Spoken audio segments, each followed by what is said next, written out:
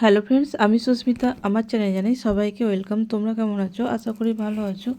আমিও খুব ভালো আছি। সবাইকে জানাই মহাশুভরাত্রির শুভেচ্ছা অ্যান্ড প্রীতি অ্যান্ড ভালোবাসা। দেখো, আমি যেহেতু পুজো দিতে যাব, তো আমাদের এখানে যে বাবা নারেশ্বর আছে ওখানে পুজো দিতে যাব। আগে পুজোর ডালাটা রেডি করে নিচ্ছি, তারপর আমি নিজে রেডি হব। দেখো, আর সব কিছু রেডি করে নিয়েছি। করার পর দেখো পঞ্চামৃত রেডি করছি। রেডি করে তারপর আমি নিজে রেডি হব, যেহেতু আমার ভাইজিরা যাবে। এবার বিশেষ করে কী বলতো, আমার ছোটো ভাইজি এত চটপটে। এবার ও যেহেতু নেয় এখন, তো জেঠুমা নিয়ে গেছে। আমি এই ফাঁকে পুজোর ডালাটা রেডি করে তারপর আমি রেডি হব। ও মা, পুজোর ডালাটা জাস্ট রেডি করেছি, তার মধ্যেই ও চলে এসছে। কী করছো পিমনি? এটা কি করবে? এটা কি হবে? বাবা কি এতটা দুধ খেতে পারবে? এত প্রশ্ন। তার মধ্যে হুটোপাটি করছে। আর আমার ছোটো ভাইজি, জানো তো, আমি বাড়িতে না থাকাকালীন এখন থাকতে পারি না, মা অসুস্থ বলে মায়ের কাছে থাকি। আর দেখো, তোমার সঙ্গে কথা বলতে বলতে আমি অলরেডি রেডি হয়ে গেছি। তো আমায় কেমন লাগছে অবশ্যই কমেন্ট করে জানিও। দেখো, আর বাড়ি আসি তো একদম আমার ছোটো ভাইজি ছাড়তে যায় না গো। আর দুটো ভাইজি আর আমি ওদিনকে নিয়ে আমরা তিনজনে ঠাকুরতলায় চলে গেছিলাম। এটা হচ্ছে আমাদের বাবা নারেশ্বর। আর আমি যেহেতু প্রত্যেক বছর, জানো তো, ওই 8টার দিকে এরকম পুজো দিতে যাই, ওই টাইমটায় ফাঁকা থাকে।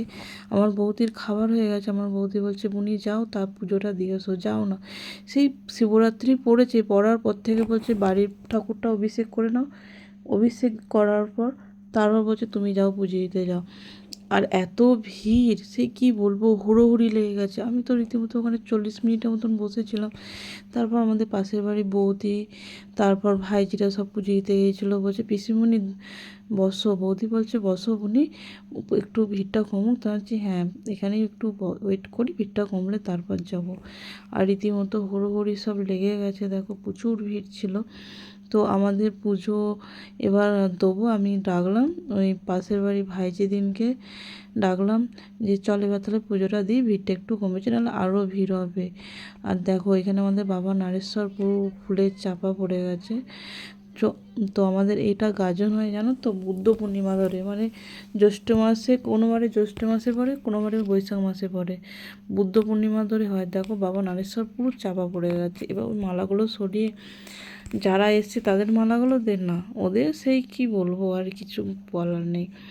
দেখো, পুজো অলরেডি শুরু করে দিচ্ছে আমাদের, যেহেতু ভিড়টা কমার পর আমরা পুজো দিয়েছিলাম। তো পুজো দেওয়ার পর, জানো তো, পুষ্পাঞ্জলি প্রত্যেক বছর দিই। আর আমাদের এখানে আগে কী করতো, ঠাকুরমশাই সব ঢালতো, জল, ডাবের জল, দুধ, সব কিছু দিয়ে। এক বছর আমি ঝামেলা করেছিলাম, আমাদের এদিকে অনেকেই ঝামেলা করেছিল, তারপর থেকে চোং করে দিয়েছে। ওই চোঙেতে ঢাললে বাবার মাথায় যে ডাইরেক্ট পড়ে। দেখো, আর আমরা ওখানে মানে জল ঢালার পর তারপর আমরা পুষ্পাঞ্জলি দিলাম। পুষ্পাঞ্জলি দিয়ে তারপর আমরা এবার প্রসাদ নিয়ে এবার বাড়ি এসেছি। এবার কী বলতো, প্রত্যেক বছর শিবরাত্রির সময় আর আমাদের নার্সিতলায় পুজো দিতে যাই।